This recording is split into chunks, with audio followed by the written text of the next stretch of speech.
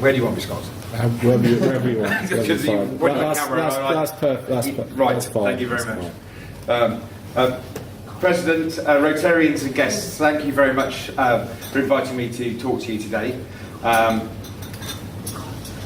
I've been briefed that you're very interested in hearing how my year's going, and that is the memory I'll take away, that you were interested. I won't wait for you to tell me afterwards whether you thought it was interesting what I had to say. I'm about a third of the way through the year, and there's already so much to say. So what I'm going to give you is already a selection of the things, but I'm already realising what a great honour and opportunity it has been to be the Lord Mayor of Leicester. To be truthful, I thought it would be, but it was kind of an instinct that I had, that I thought when you're given this opportunity, if you kind of love the city, that you've chosen to try and serve in whatever way, that this would be something that I'd really like to do. But it is kind of overwhelming at times that, you know, how wonderful the city is, and also how positive all of the communities in the city are. But I'll start off with perhaps a little bit of a negative story. Before you're Lord Mayor, the office are very well prepared, and they like things to run seamlessly. And what I'll say, when you come to mayor making, a formal council meeting which runs a little bit like the state opening of Parliament, they like everybody to come in and see the current Lord Mayor in the reception as they come in.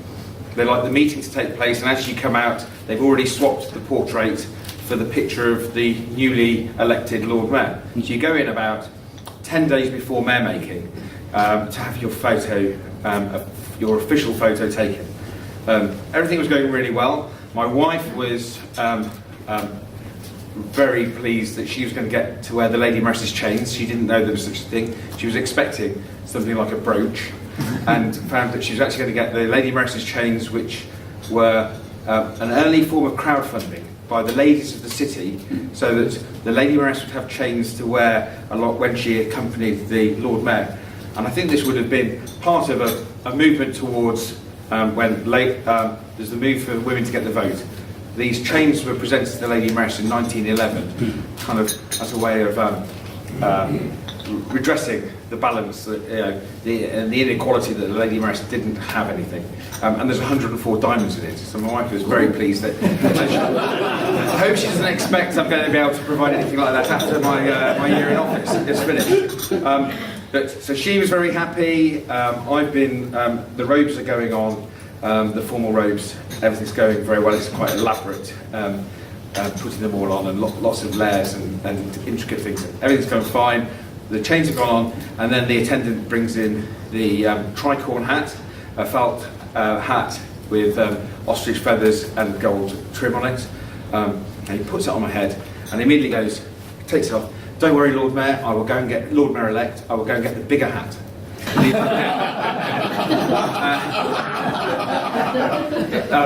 Within a couple of minutes, he's come back in the room with a triangular tin. It's black with some gold trim on it. It's a little bit chipped. Obviously been around a little while.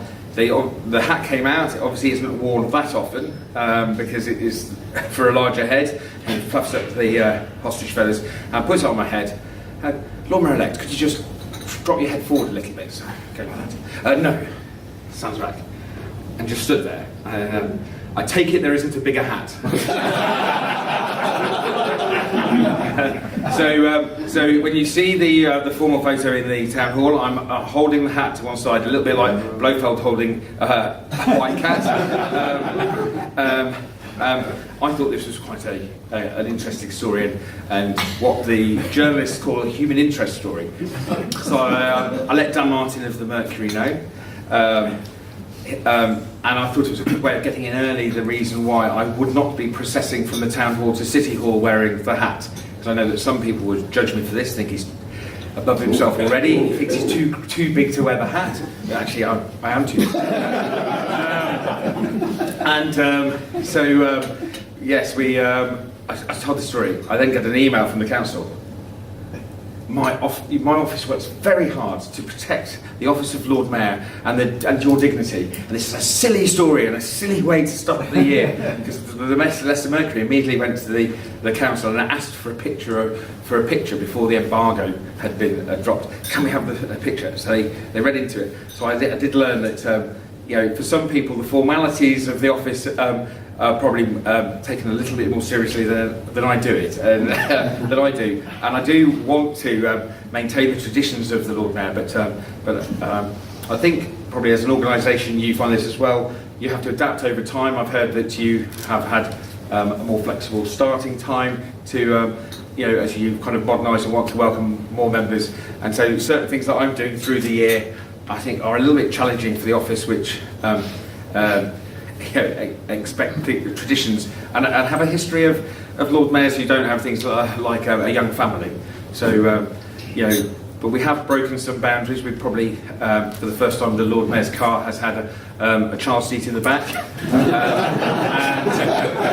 and we had to break the rule that the only people who can go in the car is the Lord Mayor, the Lady Mayoress, or consorts. I did tell the office I was going to make my children official consorts if that was the requirement for getting them into the car, and so we've managed to drop that requirement because my 3-year-old son would look rather silly walking around with a consort's badge on, I think. But he has been able to join me on some events, and he's been very well behaved in the cathedral. We went and saw the East Midlands Children's Ambulance, a national children's ambulance service that was being launched at Leicester Racecourse last week, and he was very excited to see a helicopter. But was very well behaved, and actually, I think the officers started to learn that actually sometimes these organisations quite like the fact that you're taking the young children, although by the end of the year I might be feeling a little bit put out that sometimes they're a bigger attraction than I am. Yes. Going through some of the other events, one where I learned something new about being Lord Mayor, I was invited out to Glenfield Hospital to give awards to 7 wards which had taken part in a programme, and I can't quite remember the name of it, the official name, but essentially it was about how you treat patients' needs more holistically, look at the things that will make their lives better, and not just at their clinical requirements. And I'd been given the formal speech, and I was going to go through it, and it kind of dawned on me that I am the first citizen of the city, and I've been given a certain amount of responsibility, but kind of ability within that. So I was able to say to all the nurses and doctors who were there, actually, I went off script, okay, as first citizen of Leicester, I'd like to thank you all on behalf of the people of the city for everything that you've done, not only for the patients, but how this has an effect. It ripples out beyond them to their family and friends. And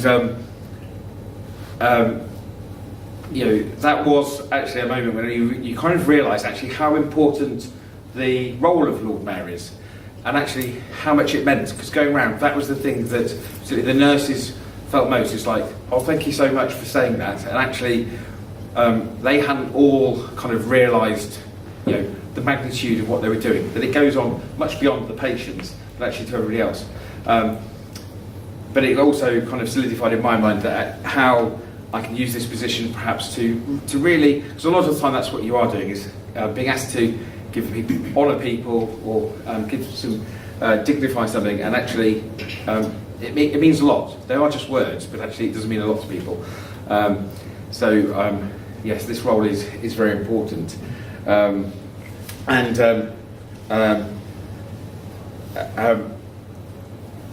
on from giving lots of thank yous, it just reminds me, I've also said to a few people, the first thing that we have lots and lots of people come into the Lord Mayor's parlour. I never thought I was going to have a parlour, but we've got a parlour. It's really nice, and it's a nice place to invite people in and to bring them into the office and then to the Lord Mayor's parlour and to honour them. But I did get it wrong one day, and so I had been saying to people, the first quality of a good Lord Mayor, I think, is that you take instructions well. On this day, I had to add a second one, which is that The second quality of a good Lord Mayor is that you can cover well when you've not taken your instructions well. Because I brought somebody in to give them the Honoured Citizen Award. I'd been told how to do it, but I got a bit carried away. You know, please sign in, and we're actually all sat down about to be given our tea and cake. And I'm like, oh, should we give the Honoured Citizen Award? It's like, you're supposed to do it in there, Lord Mayor. It's like, so I had to try and cover for it. The fact we'd kind of missed the right photo opportunity and done these things, but we made up for it. But I do think there are two important things that, as a Lord Mayor, you've got to listen to the instructions, but if you mess it up, you've got to cover for it. I'll just add to something from my past. I mean, it's quite important as Lord Mayor that you're not party political. I'm going to mention a couple of national politicians who are going to be in the news probably quite a lot this week, but not in any particular policy way. But I have actually worked previously with Theresa May and Boris Johnson on events. Theresa May was brilliant at understanding the context of what she was there for and taking instructions and particularly lining up the cameras and knowing what to do. So I think it was very unfortunate what happened to her at conference last year. Boris Johnson is slightly different. He took the instructions quite well. But we took him somewhere, as this was in the Leicester South by-election, we took him around to various places, and he was running late. He actually did arrive in Leicester on time. And then he said, oh, I'm surprised how quickly the trains get to Leicester, and it arrived on time. Well, it's not a steam line, Boris. So, oh yes. Well, I didn't get enough time to write my article for the Telegraph, so we then had to wait 45 minutes while I finished it off in the Belmont and sent it down the lines to London, so we were running late again. But we went round, and at the last event, he'd kind of finished, and he knew he didn't have to get a train back, so he stood at the bar having a drink, and then he decided to have another pint with our candidate. And I realised that we were kind of losing the room, because there were still people there, but suddenly Boris isn't looking quite so special, so I went over to him and said,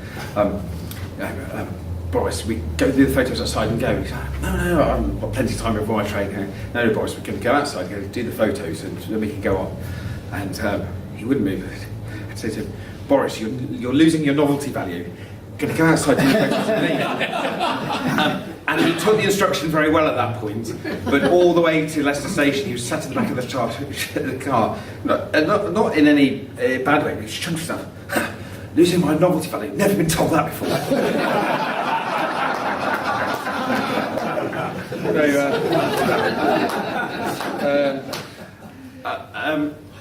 Another lovely day to have, and you get the instructions through about what you're going to be doing on a particular day, and they do cover all of the important things. What clothes should you be wearing? Are you going to be doing a speech or a toast? Who you're going to be meeting? Any kind of other requirements? But you don't often get a sense of what it's really going to be like until you get there.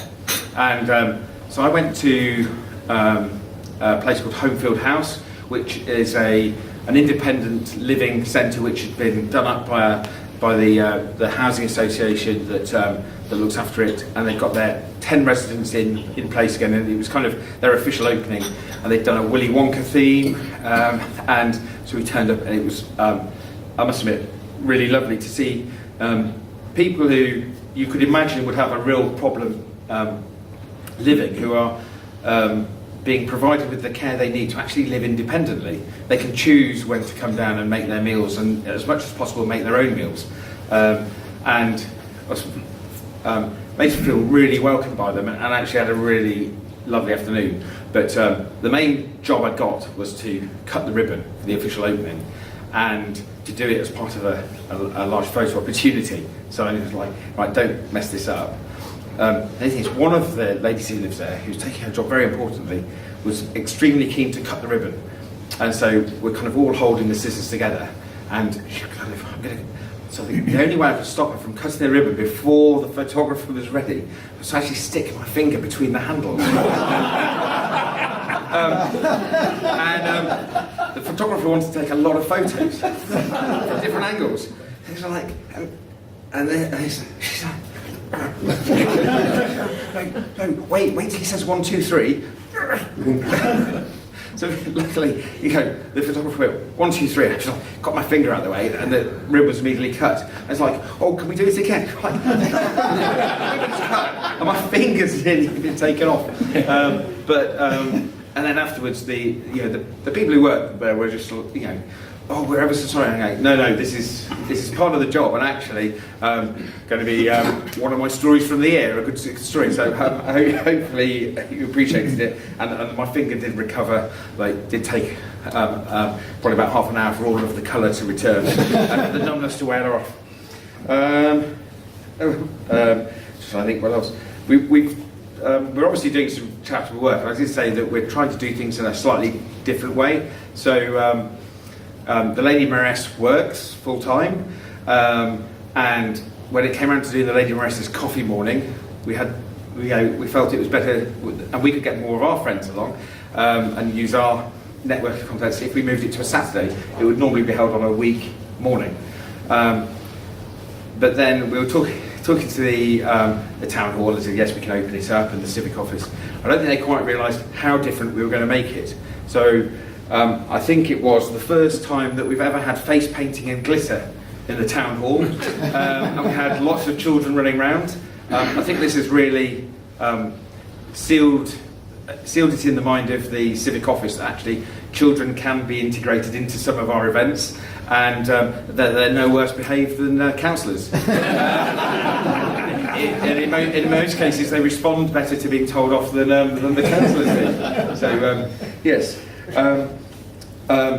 I mean, I've been to lots and lots of events, as you say. It's great that you've had the invitation from a mosque, and I would really encourage you to go and visit.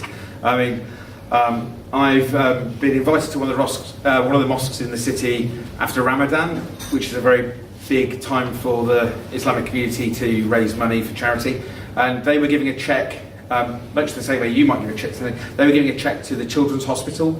And there was somebody from Martin's Hospital attending to receive that cheque. So, I've been to lots of events, and I think it is important that if you get the opportunity to see what other communities are doing, actually, you'll see that so often the communities are working in one purpose, and often for the good of everybody. So, please do take that up if I can do that. And then just finally, just a little bit about my charity for the year, because I've talked about raising a profile of a charity. One thing, Lord Mayor's Appeals used to raise more than they do now, partly because council offices were able to give more time and probably put forward officers into that work, and that is less so than it used to be. But taking some advice, there was some good advice that if you can take a smaller local charity, that it will be well supported in the year, but you can actually raise its profile. And the charity I've chosen, I often get almost the first consonant, and people think they already know which charity I'm talking about. And they go, oh, that's wonderful. And no, it's a different one. So my charity for the year is the Laura Centre. People often immediately assume I'm talking about Laura. No, it's not. It's the Laura Centre. It's been a charity run in Leicester for nearly 30 years, set up by a lady after her 4-year-old daughter passed away, and she'd already done a lot of work raising money for her and her husband raising money for the hospital. But when the daughter passed away, she realised there was no official bereavement counselling service for Leicester and Leicestershire. So she set that up, and it's based in a house by the side of the prison, and it's now extended. It's therapeutic bereavement counselling for families who've lost a child, and now also for children who've lost their parent or guardian, because there are unfortunately children out there who are relying on their grandparents or somebody else to care for them. Through personal contact of people who needed to use that service, myself and the Lady Mayoress, who quite cunningly kept plugging away in my ear to support this charity, chose this charity to support for the year. It's a difficult thing to talk about, and it can kind of put a little bit of a downer on things, but they are doing wonderful things. They are actually enabling people to actually carry on after suffering such grief.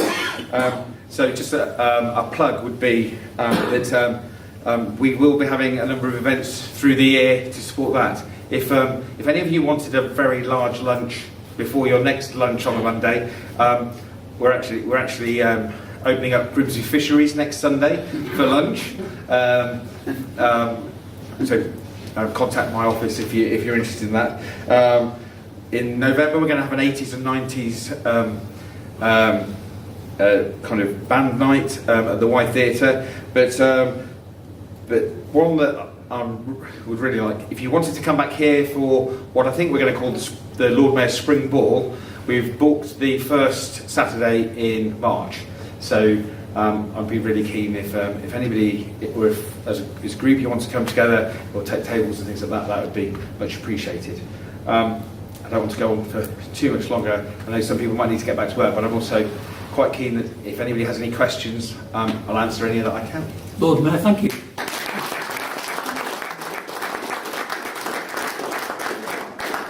Are there any questions, please? Lord Mayor, you stay. Oh, John. Well, thank you, Mr. President. Lord Mayor, are you sort of struggling with the fact that we now have both a Lord Mayor and an elected mayor? Because I find as I move around that people can't discern the difference. And is that a problem or is it a benefit? I've not found it to be a huge problem. I found that it was Sir Peter who asked me initially if I'd be Lord Mayor. I've found whenever I've talked to him about it that he's kind of very supportive of the role. I think at times he quite likes that there's another person to send to events that he perhaps isn't. I think he likes to exercise power more than attend events. I'm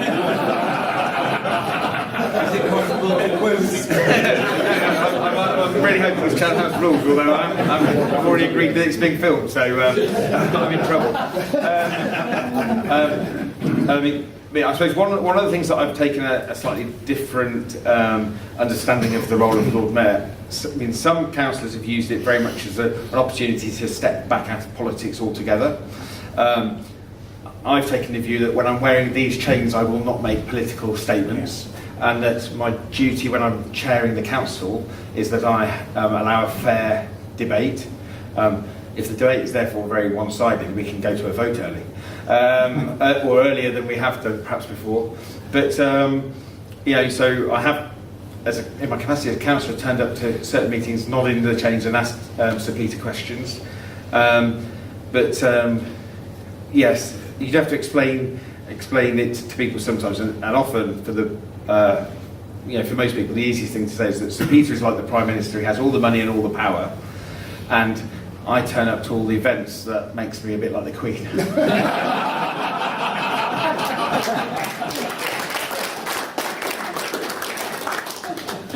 Serge.